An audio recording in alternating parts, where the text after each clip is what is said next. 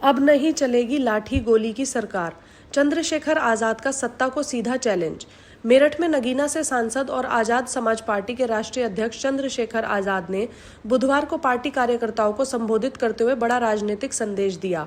इस दौरान Samajwadi party, Bahujan Samaj party और अन्य दलों से जुड़े कई स्थानीय नेताओं ने अपने समर्थकों के साथ आजाद समाज पार्टी की सदस्यता ग्रहण की। कार्यक्रम में चंद्रशेखर आजाद ने कहा कि अब प्रदेश में लाठी गोली की सरकार नहीं चलेगी। उन्होंने दावा किया कि वर्ष 2027 के विधानसभा चुनाव में मेरठ की सभी 7 विधानसभा सीटों पर आजाद समाज पार्टी अपने प्रत्याशी उतारेगी।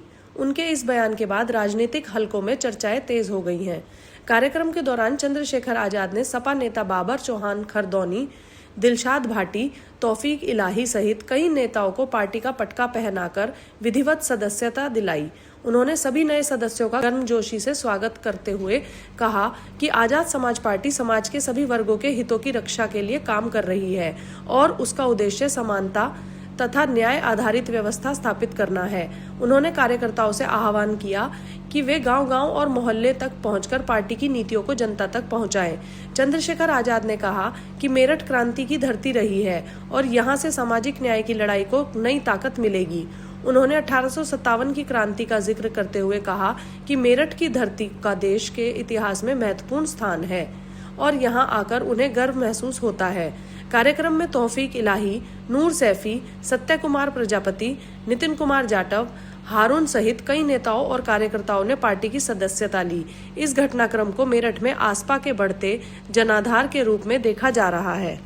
उत्तर प्रदेश की जनता होगी खुशहाल, तभी बदलेंगे उत्तर प्रदेश के सूरत हाल। इसी बात को लेकर हम जनता के बीच में जाएंगे और मेरा विश्वास है जून से जो यात्रा जो है चिंतन शिविर के बाद पार्टी तय करेगी। उस यात्रा के जरिए हम अपने विषयों को, मुद्दों को घर घर लेके जाएंगे। पूरे यूपी में हर विधानसभा में चुनाव लड़ने जा रहे हैं आप? ये पार्टी का संज्ञानात्मक फैसला है कि वो चुनाव की उस पर लड़ेगी। तैयारी तो 403 विधानसभाओं पे है, 403 पे लड़ेगी या 400 पे लड़ेगी। मैं भी पार्टी का आपकी तरह एक कार्यकर्ता हूँ। मैं व्यक्तिगत रूप से यहाँ कोई स्टेटमेंट नहीं देना चाहता। जिस दिन पार्टी अपना लेटर जारी कर देगी मैं आपके सामने रखूंगा। क्या स्वयं चंद्रशेखर आजाद स्वयं विधानसभा चुनाव में खड़े होने वाले हैं? प्रधानमंत्री ने कहा है सोना ना खरीदे, पेट्रोल ना कम कर दे और मुख्यमंत्री ने जो मंत्री और तमाम जो वीवीआईपीओ की फ्लीट जो है वो 50% हाफ कर दी है। क्या लग रहा है किस तरफ हम बढ़ रहे हैं, देश किस तरफ जा रहा है? इस तरह की जो अपील है उसके पीछे के क्या मायने निकलते हैं? कई सारे डर और भय है लोगों के मन में। किसी को लगता है कि बैंकों का प्राइवेटाइजेशन भी हो सकता है इसकी आड़ में। कई लोगों को लगता है बैंकों में उनका पैसा सुरक्षित नहीं, और कई तरह से ये भी लगता है कि भाई चुनाव को जो है प्रभावित करने के लिए या जो सोना लोगों ने अपने घरों में रखा है उस सोने को निकालने के लिए सरकार कर रही है। लेकिन जब आपने सवाल किया तो मुझे लगा कि आप ये कह रहे हैं कि प्रधानमंत्री कल ये ना कह दें कि अब सोना कम करो और 12 घंटे की जगह 18 घंटे काम करो, तब जाके रोटी की व्यवस्था होगी। पता नहीं क्या कहते हैं हमारे प्रधानमंत्री, लेकिन सच ही है। अगर प्रधानमंत्री जो कह रहे हैं इस बात को, तो विपक्ष जो है 3 महीने पहले से कह रहा था चुनाव से पहले, तब प्रधानमंत्री तब चुनाव लड़ने में व्यस्त थे, तब उन्होंने इस बात को क्यों नहीं समझा? तब तो कहते हैं हमारे पे गैस की कमी नहीं है, हम पे पेट्रोल डीजल की कमी नहीं, उर्वरक की कमी नहीं, फर्टिलाइजर की कमी नहीं, तब तो कहते सब अच्छा है। लेकिन अचानक से क्या हुआ कि चुनाव का रिजल्ट आया, शपथ ग्रहण कार्यक्रम चल रहा है तत्काल। और मुझे पीड़ा इस बात की है, जो कहता है पहले, जैसे गांधी जी ने कहा कि भाई नमक छोड़ो, तो पहले उन्होंने ये नियम अपने ऊपर धारण किया, लेकिन देश के प्रधानमंत्री ने ये कहा।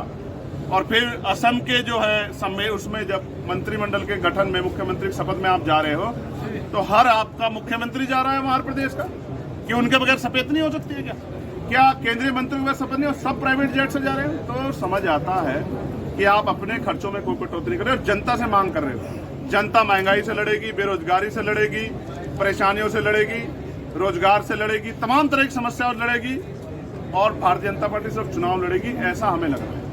क्या चंद्रशेखर आजाद खुद विधानसभा चुनाव में चुनाव लड़ने जा रहे हैं? यदि हाँ तो कहां से? अगर ये मेरा फैसला व्यक्तिगत होता और मैं व्यक्तिगत फैसला लेता तो मैं आज ही आपको बता देता। पार्टी का जो आदेश होगा मैं उसका सम्मान करूंगा। पार्टी कहेगी तो लड़ूंगा, पार्टी मना करेगी तो नहीं लड़ूंगा। पार्टी जहां से कहेगी वहां लड़ूंगा। अगर मेरठ से कहेगी तो मेरठ से लड़ूंगा। पार्टी अगर मना करेगी तो नहीं लड़ूंगा। गठबंधन होगा किसी से? गठबंधन की कोई योजना है सीएम बनने के लिए? आप ये जो आज इतनी सारी पार्टी के लोग छोड़ के आए, ये गठबंधन ही तो है। आप इसको देखना नहीं चाहते। वहाँ विजय को कौन देखना चाहता था? सब लोग कहते कुछ सीटें, कुछ सीटें, कुछ सीटें। आप ऐसा ही लोकसभा पहले चुनाव से पहले सोचते थे कि चंद्रशेखर को मिल जाएंगे 20,000 वोट, लेकिन जनता है भाई। तो क्या आप जनता चंद्रशेखर को- आजाद विजय की राह पे चल गए? जनता को मालिक मानिए और जनता जनता तक बात पहुंचे, इसलिए हम यात्रा कर रहे क्या हैं। विजय की पथ पे शेखर चल रहे हैं अब? मैं तो जनता की जो समस्या है उनको, क्योंकि मैं पास संगठन में जानता हूं, उनकी समस्या का हल करने के लिए संघर्ष कर रहा हूं। रही बात नीट की, नीट पहली बार नीट का पेपर लीक नहीं हुआ है, और उत्तर प्रदेश में तो कोई ऐसा पेपर जो लीक नहीं हुआ। और ये सरकार है जो कहती है कानून व्यवस्था के बड़े बड़े दावे करती है, ये पेपर नहीं संभाल पा रही। और माफियाओं में किसका नाम आ रहा है? पेपर माफिया, सत्ता से जुड़े लोगों का। मैं तो कहता हूं एनएसए लगनी चाहिए, सख्त कार्रवाई उनसे, इनकी संपत्ति जब्त करनी चाहिए जो पेपर माफिया है, क्योंकि ये 22 लाख बच्चों के भविष्य का खिलवाड़ नहीं कर सकते। मैं कहना चाहता हूं, ये बहुत पीड़ा का समय, लोगों ने अपने पेट काट काट के अपने बच्चों को पढ़ाया है, आज उनके सपनों को कुचला गया है सरकार की लापरवाही के द्वारा। ये शिक्षा मंत्री जिम्मेदारी उठाएं और इस्तीफा दे अपने पद से, अगर उन्हें हिम्मत है, और नहीं देते तो फिर ये जनता का बेवकूफ बनाना बंद करें। आपने एक तमिलनाडु बात के कही कि मुख्यमंत्री ने क्या नया एक मैसेज दिया है समाज को, विजय ने?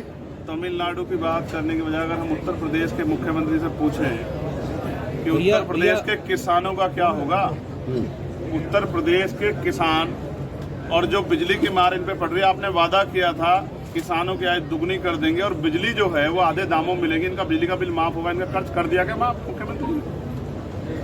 जून में वैसे ही गर्मी हो जाती है, लेकिन सियासी तापमान आप बढ़ाने जा रहे हैं। जून में ऐसा क्या है कि घर घर गांव गांव गली गली जाने के भी आपने मन से बात की है, क्या पूरा प्लान है? आज तो नहीं बता सकता, आज तो इतना ही कह सकता हूँ कि हम किसान परिवारों के लोग, जून हो या दिसंबर, हमें तो अपना काम करना ही करना है, चाहे सर्दी हो या गर्मी, आंधी हो तूफान। हम अगर अपना काम नहीं करेंगे तो किसानों के घर कैसे चलेंगे, अनाज कैसे होगा, लोगों का पेट कैसे भरेगा देश का? हम तो देशभक्त हैं, किसान परिवारों से आते हैं तो संघर्ष के रास्ते पर संघर्ष करेंगे। आपने एक महत्वपूर्ण बात बोली है, आपने एक बड़ी महत्वपूर्ण बात बोली है कि सड़कें सबके लिए समान होंगी। क्या फिर से जो नमाज पढ़ी जाती है वो सड़कों पे पढ़ने का हक रख पाएंगे अब मुस्लिम समाज, अगर आपकी सरकार बन जाती है? पहले पढ़ी जाती थी, आपको आपत्ति है इस बात से? आपको आपत्ति? हमें कोई आपत्ति नहीं, तभी तो पूछ रहा हूं। तो नियम सबके लिए बराबर होंगे ना। जब सड़क एक के लिए खुलेगी तो दूसरे को भी अवसर मिलेंगे, वरना सड़क किसी के लिए नहीं खुलेगी। कानून व्यवस्था सबके लिए समान चाहिए, राज्य का कानून धर्म और जाति ना देखे, सबके लिए समान। मैं फिर कह रहा हूँ, यहाँ डॉक्टर बाबा साहब अम्बेडकर की जयंती की परमिशन नहीं मिलती है। मीडिया को पूछना चाहिए उस पर कि 403 करोड़ रुपए की बात कर रहे हैं कि मूर्तियों का हम लोग अनावरण करेंगे, जो मूर्तियां हैं उनको सुरक्षित क्यों नहीं करती सरकार? हम जब काम करेंगे तो हिंदू मुसलमान के एजेंडे को नहीं लागू होने देंगे जनता के बीच में। मैं आपको बताना चाहता हूँ, अगर कोई होगा तो हिंदू भाई उसका खड़े होकर स्वागत करेंगे, मेरी बात को आप याद रखें। 27 में अकेले लड़ेंगे या गठबंधन के साथ ही नजर आएंगे? जनता के साथ लड़ेंगे सनोज भाई, जनता के लिए लड़ेंगे, जनता की आवाज बन के लड़ेंगे और जनता को मुसीबत से निकालने के लिए लड़ेंगे। भैया